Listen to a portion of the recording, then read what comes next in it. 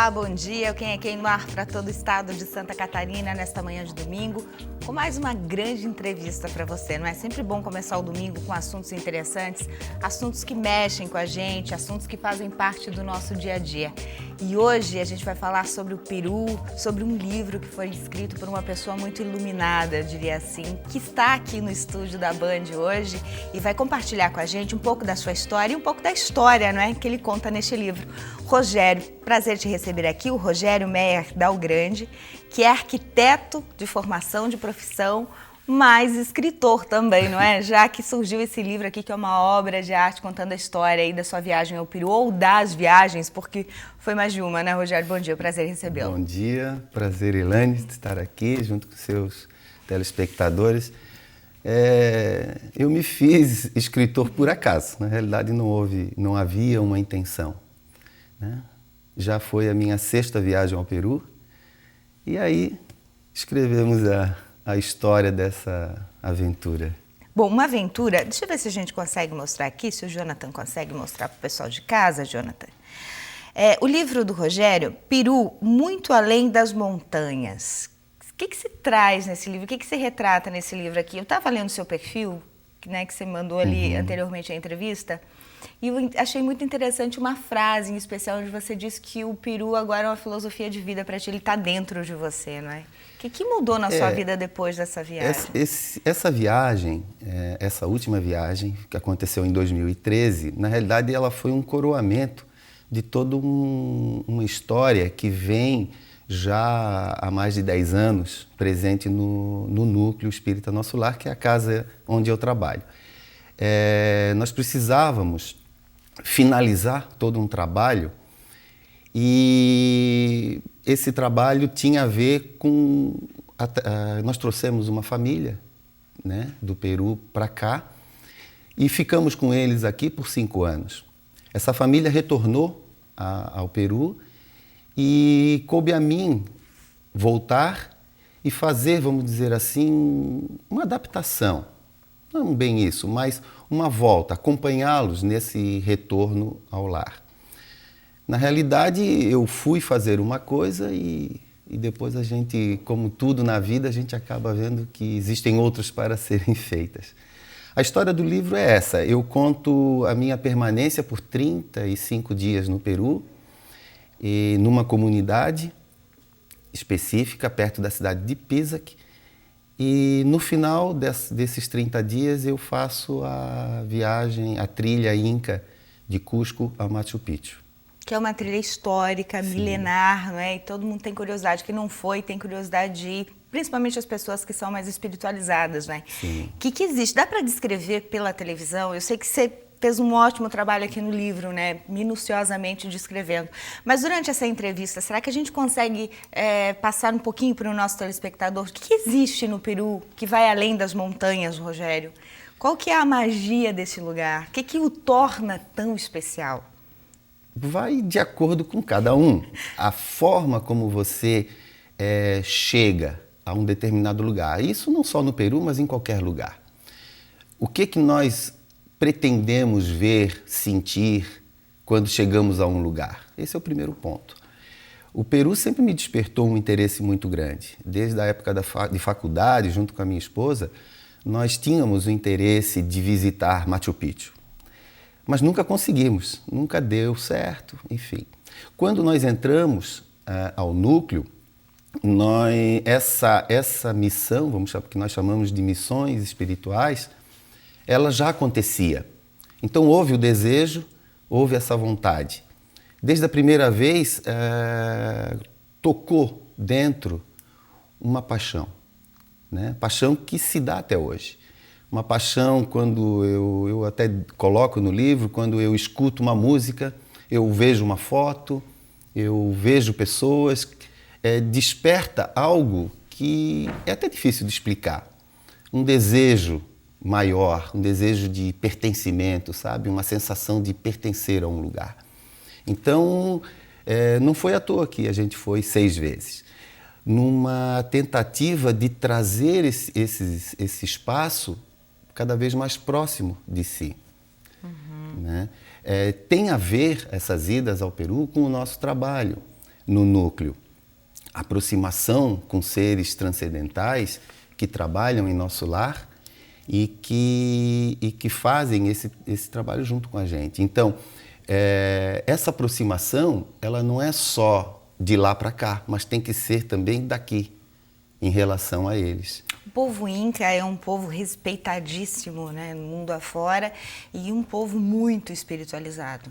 Todo mundo que estuda um pouco sobre o povo Inca consegue perceber, ainda que, né, superficialmente, essa espiritualidade deles muito latente. Quando você diz que foram missões ao Peru, foi para conhecer um pouco, para buscar beber na fonte, diríamos assim, um pouco sobre essa espiritualidade toda, sobre esse conhecimento que o povo Inca, mesmo extinto, mas ainda deixa para a gente, para os povos?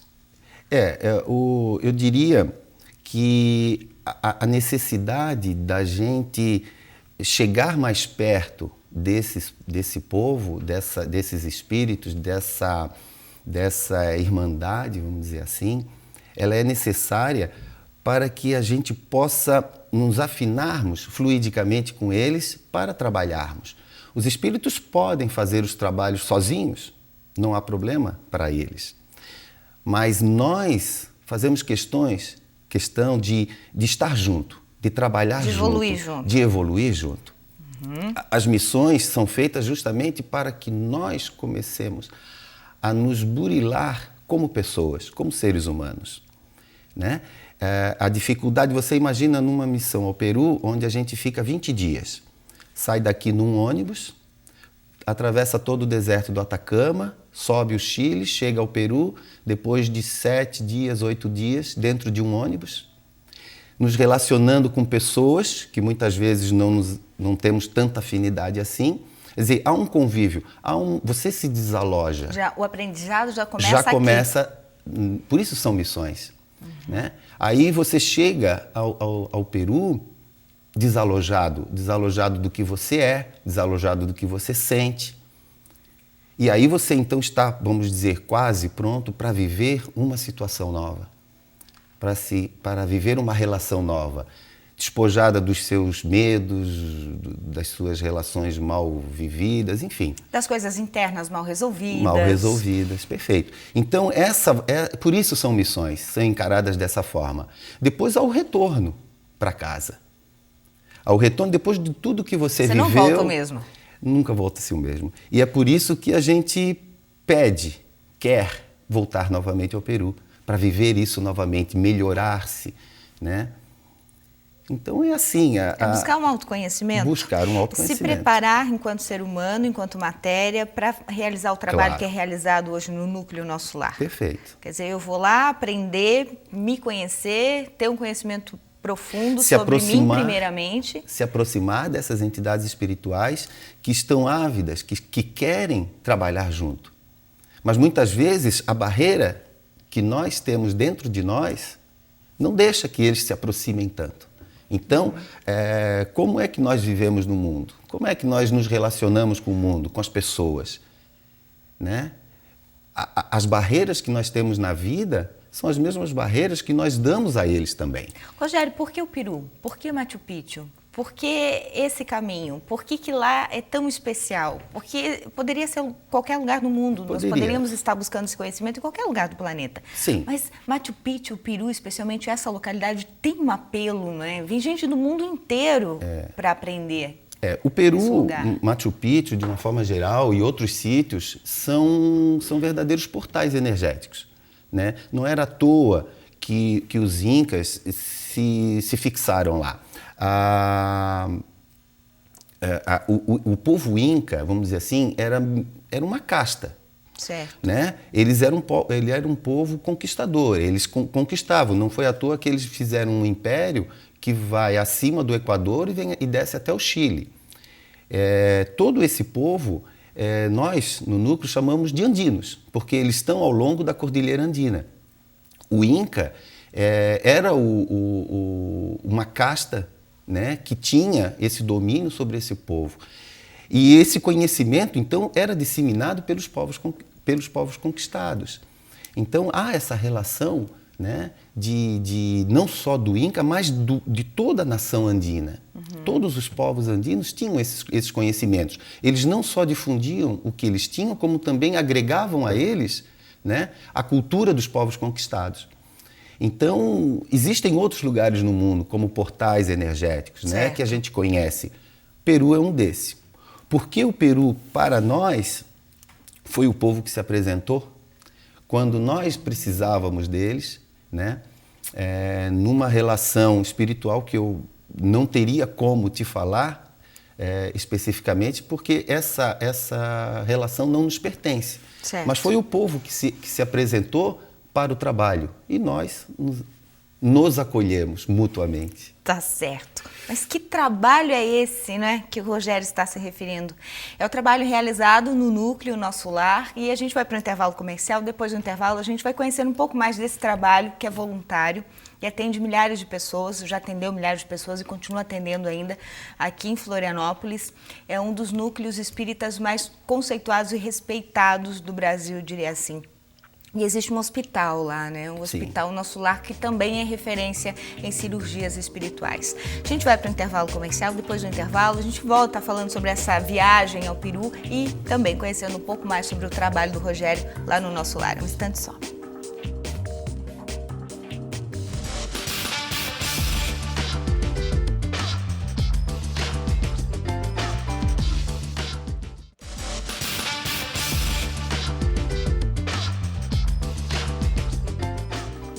De volta ao Quem é Quem nesta manhã de domingo. Rogério Meyer Dalgrande é meu entrevistado de hoje. Já falamos aí sobre essa viagem, essa aventura ao Peru, a Machu Picchu, aos caminhos sagrados, né? E a gente separou algumas fotos, né? O Rogério falou tantas coisas boas desse trajeto, desse caminho. Então a gente vai mostrar algumas fotos. Rogério, essa é a primeira que a gente separou. Que lugar é esse, hein? Foi em uma das viagens, né? Esse foi onde eu fiquei por 35 dias, na comunidade chamada Cuyutico, próximo, no alto da montanha, a mais ou menos 3.200, 3.400 metros, próximo à cidade de Pisac, onde também tem, onde era o hospital espiritual dos Incas. É uma vila, né? E esse lugar? Esse é a Praça de Armas de Cusco, a famosa Praça de Armas de Cusco. Que visão bonita, centro, né? Muito bonita. São casas históricas ao fundo ali? Isso. Na realidade, o Peru, quando da ocupação espanhola, os espanhóis derrubavam as casas, os lugares incas, e construíam em cima as suas casas. Então, é muito comum você ver em Cusco uma base com pedras muito grandes, que eles não conseguiam mais tirar, e em cima as construções espanholas. Tem uma foto, uma próxima imagem, gente, se a gente puder colocar. Me chamou bastante atenção esse muro também construído com pedras grandes, né? Dá para perceber. A cidade de Cusco, originalmente, ela tem ela forma a figura de um puma, que é uma das figuras sagradas da cultura andina. A cabeça do puma é justamente essa imagem. É a fortaleza de Sacsayhuamán.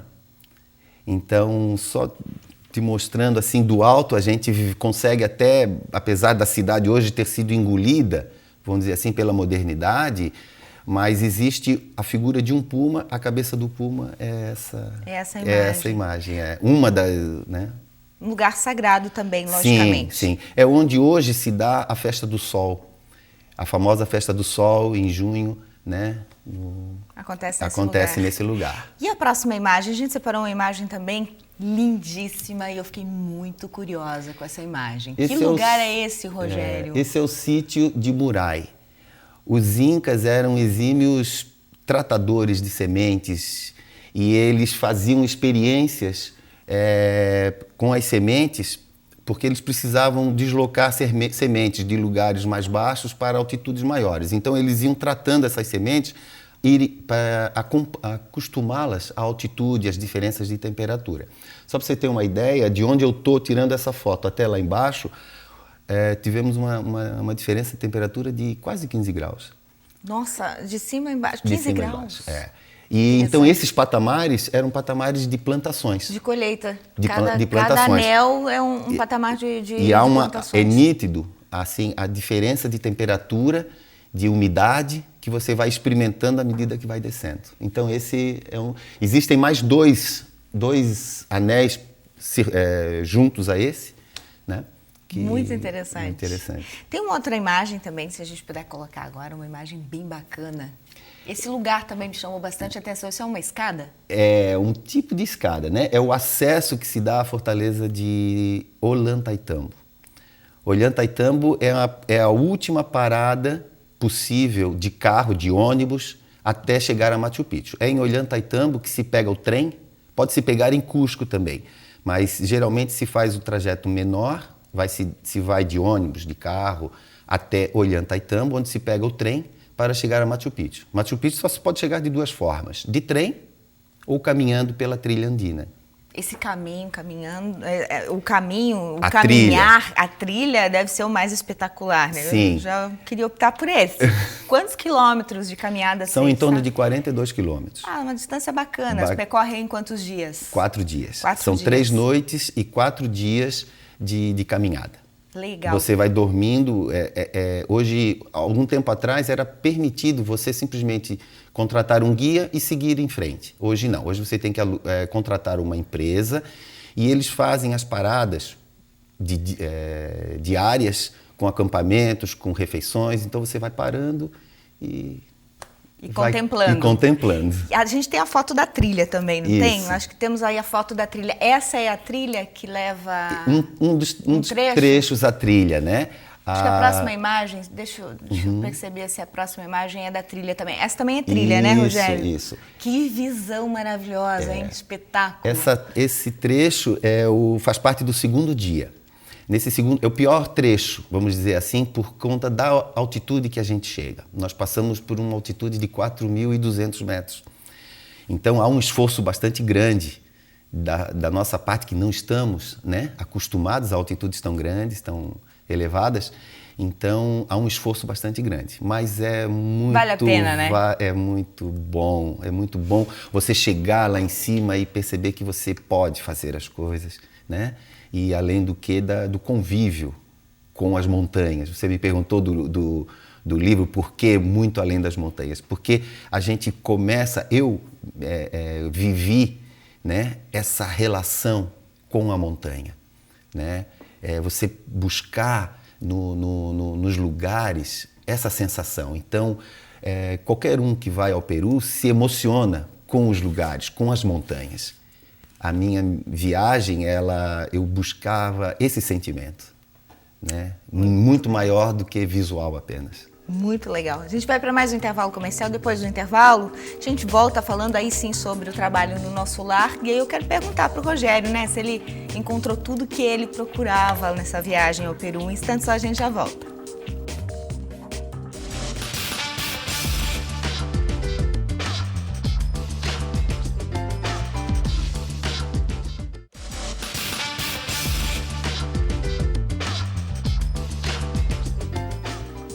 Estamos de volta e o meu entrevistado de hoje, que entrevista gostosa, né? Você ficou curioso para conhecer o Peru também, eu tenho certeza. O meu roteiro é um dos meus roteiros de férias, Rogério, já faz tempo e agora me aguçou ainda mais essa vontade, principalmente fazer esse caminho, não é, que você fez. É um caminho que qualquer pessoa pode fazer, não apenas os missionários, né? Como claro. Você foi em missão. Qualquer pessoa, turista, pode fazer. De verdade, assim, quando nós vamos nas missões do núcleo, nós não fazemos esse caminho. Certo. Nós vamos simplesmente olhando e visitando os sítios históricos. Machu Picchu nós visitamos por trem. Nós vamos a Ollantaytambo e visitamos trem. A trilha andina, como é muito longa, não convém a gente fazer isso, porque a gente tem Mas é uma trilha turística, a gente pode contratar e fazer. Hoje existe um site onde você faz a inscrição, você tem um tempo para ratificar essa inscrição e aí você está apto a fazer a trilha. É fantástica, vale a pena. Recomendo o pessoal que queira fazer a trilha também, praticar um pouco de exercício físico com antes. Certeza, uma caminhada, uma corrida, né, Rogério? Varia o tempo de cada dia, mas são 4.200 metros de altitude que nós chegamos no segundo dia, 3.900 no terceiro dia. Então, há de se estar preparado. Tem um desgaste físico, hein? Sim, tem a com recompensa certeza. depois, mas tem o desgaste físico, com não é? certeza. Agora vamos falar um pouquinho do trabalho no Nosso Lar, né? Eu já citei aqui no programa que o Nosso Lar é um dos núcleos espíritas mais conceituados do Brasil, né? Já atendeu muita gente lá com o seu trabalho. E você me dizia antes da entrevista, é um trabalho totalmente voltado para a cura, trabalho de saúde, né? Cura espiritual, mas voltada à saúde. Não existem os trabalhos tradicionais que existem em outros centros. Esse é o maior diferencial do Nosso Lar, Rogério? Talvez seja. Não digo diferencial em relação aos outros, né? A nossa predisposição realmente é a saúde. Agora, nós não curamos ninguém. A cura não é uma prerrogativa nossa, do núcleo. É uma prerrogativa do paciente. Eles têm que estar dispostos, têm que estar à disposição de percorrer esse caminho da cura. Nós ajudamos, nós abrimos portas. Nós praticamos a medicina complementar, né? E é muito bom que fique bem registrado, só pode adentrar ao núcleo todo paciente que tiver um acompanhamento médico. Sem um acompanhamento médico da medicina tradicional, sem um acompanhamento médico, sem um diagnóstico já estabelecido, ao chegar lá, assim, eu vim me tratar disso. Certo. Nós não tratamos, nós não fazemos diagnósticos. Nós tratamos o que o paciente nos traz. O que o médico da medicina tradicional já detectou. Já detectou. A partir daí, nós abrimos uma série de possibilidades ao paciente para se encontrar, para se perceber. Afinal de contas, por que eu fiquei doente? O que me motivou, o que motivou na minha vida eu estar desta forma hoje? Então, a partir daí, há uma série de trabalhos, uma série de terapias, uma série de conversas que são feitas por irmãos nossos para abrir, vamos dizer assim, as possibilidades de entendimento do paciente e, quem sabe, da sua cura. Partindo daquela premissa de que nós somos responsáveis por tudo, exatamente tudo que acontece em nossa vida, isso também se estende a questões de saúde. Nós acabamos atraindo, inclusive, as doenças para a nossa vida, Sim, não é, Rogério? Com certeza. A forma como nós vivemos nesse mundo determina a nossa qualidade de vida, né? Então, se a minha predisposição a algumas doenças em que nós temos, sim, reencarnantes que somos neste planeta, trazemos prerrogativas passadas. Agora, a vida não está pré-determinada para todos nós. Esse é o livre-arbítrio? É o livre-arbítrio. A forma que eu escolho para viver no planeta determina, sim, a maneira que eu vou viver. Então, estando aberto a possibilidades, a rever conceitos, a rever paradigmas, a rever modos de viver, de relacionamento com as pessoas, determina também como eu vou estar emocionalmente, espiritualmente, né, de forma a me dar condições de viver mais ou menos, ou de desenvolver ou não doenças, o que a gente chama de somatizações.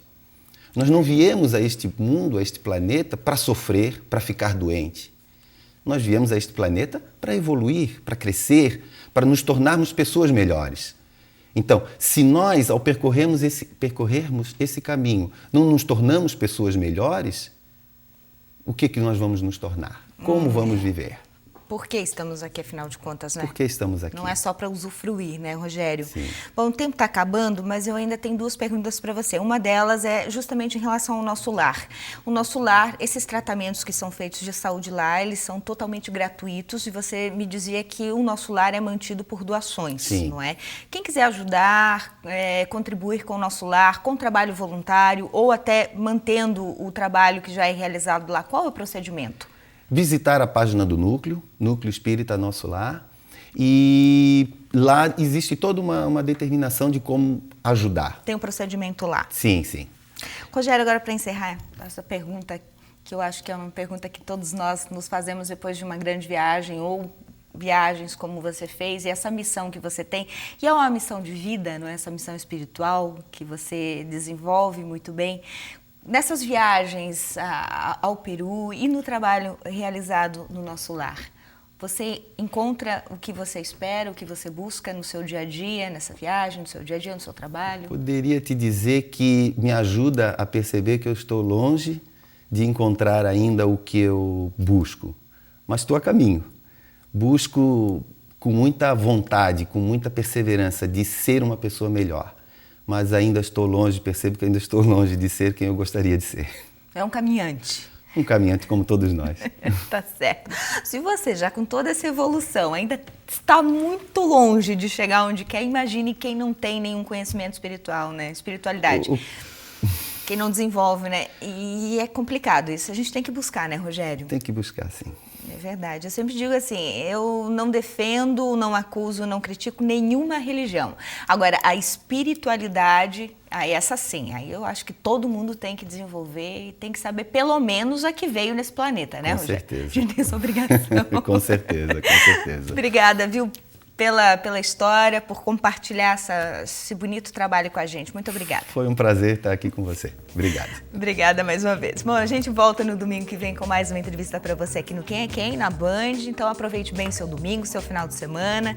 Tenha uma ótima semana e até domingo que vem.